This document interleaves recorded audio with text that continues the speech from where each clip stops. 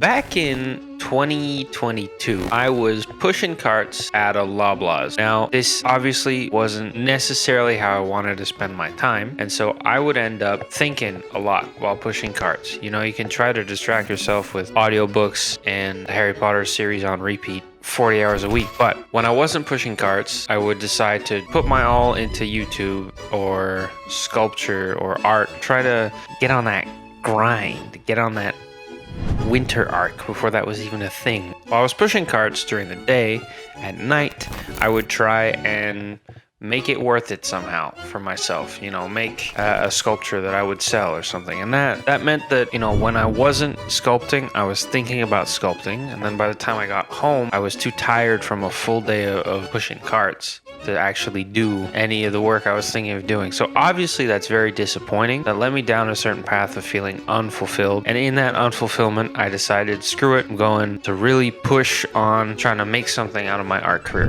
The point wasn't necessarily to make money, but to get started, because I was, in my mind, just still some kid in his room making clay figurines. You know, it wasn't the level of creation that I was after. This led me down selling on Etsy. At the time, I thought, you know, I might not make that much money. I might not even build an art career out of it, but at least I'd get a pretty good story out of it. My God, did I get a good story out of it. Every good story needs a mustache twirling villain. I could have done that better. Every story needs a mustache twirling villain. And in this case, it's Canada Post. Just as a little disclaimer, I have nothing against Canada Post as an organization. They get packages to places. You know, they might not necessarily be intact, but they do get to places. I don't have anything against the organization as a whole. I'm just saying that there's at least one of their couriers who hates me personally or art in general. That's all I'm saying. And I have evidence. They're in the water. And I have proof. So my first round with them was my first sale. So at that point, I was posting a sculpture a month on Etsy every month for about a year before I got any sale. The reason behind that is I was a shop with no sales or reviews, and I was selling pretty amateur looking sculptures. So it would have been a miracle for someone to buy it. And so I waited a year for my miracle, and then I finally got a sale. It was a Batman from the Dark Knight Returns sculpture. I think my first in my series of 3. You can check that video out. It's actually really good.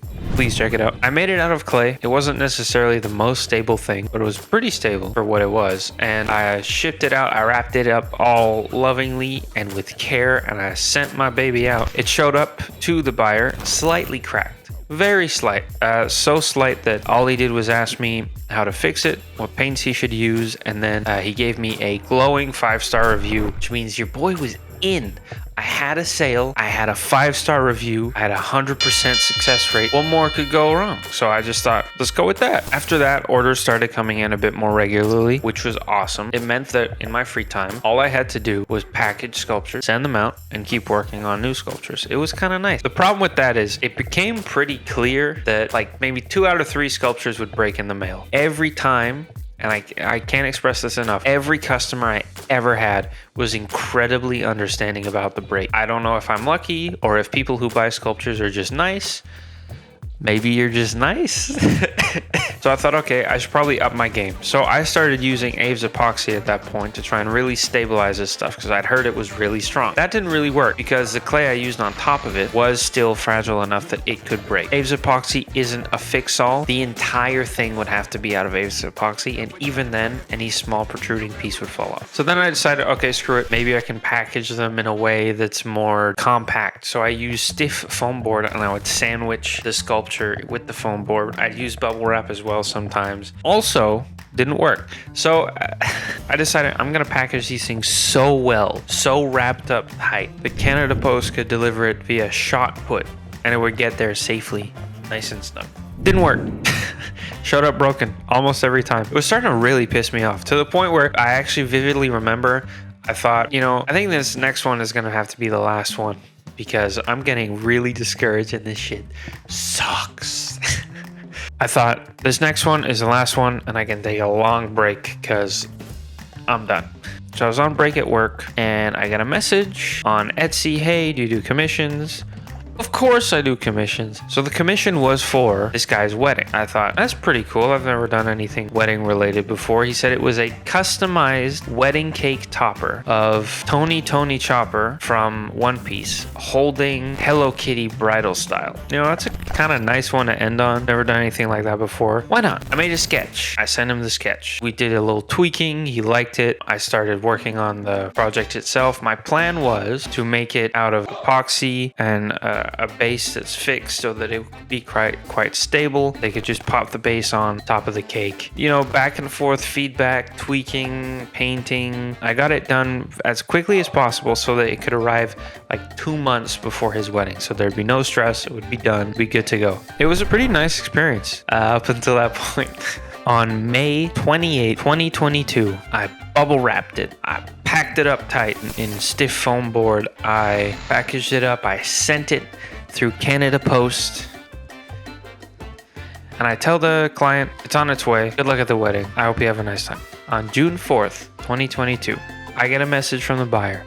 Hey, it showed up broken and there's some paint smudges. That means that I can't blame Canada Post. The paint smudging is my fault because it mustn't have dried properly before shipping it out. The breaking is essentially at this point my fault still because this keeps happening.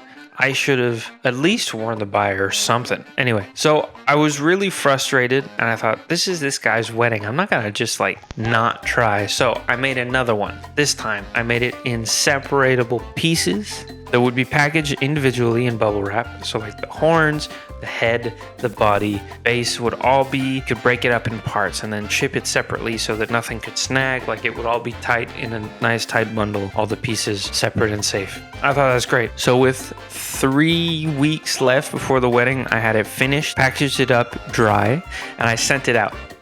Like that, ready, done. Expedited shipping, I paid extra, goddammit. A few days before the wedding, I get a message from the buyer again. Hey, hasn't arrived. We really appreciate everything you've done for us, but it looks like it's not gonna be here for the wedding. We'll have it afterwards anyway, so thank you. That sucked, right? Like you don't want that to happen, but just I thought I'd accept defeat. You know, accept it and move on, because what else could happen, right?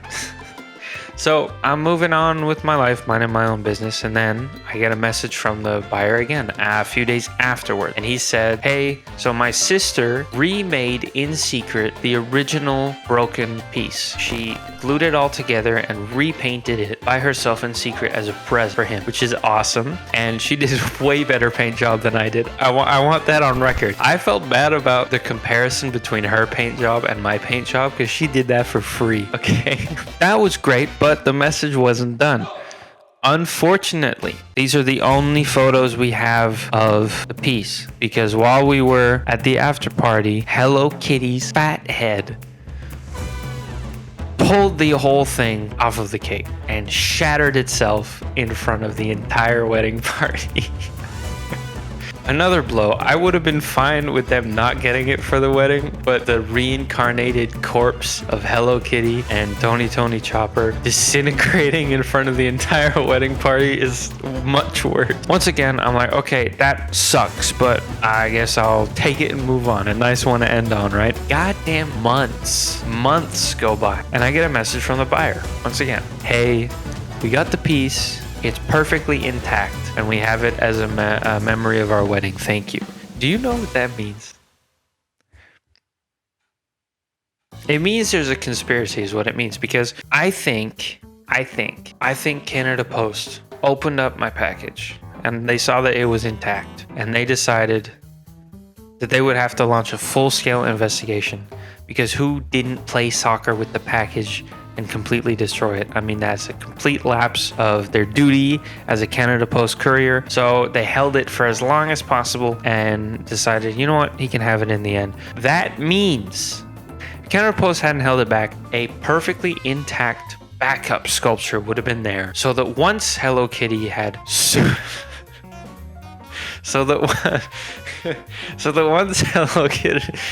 once Hello Kitty had dive bombed off of the cake and hit her noggin so hard it disintegrated, there'd have been a nice backup sculpture to just put on top of the cake. But no. You win, Canada Post. You win.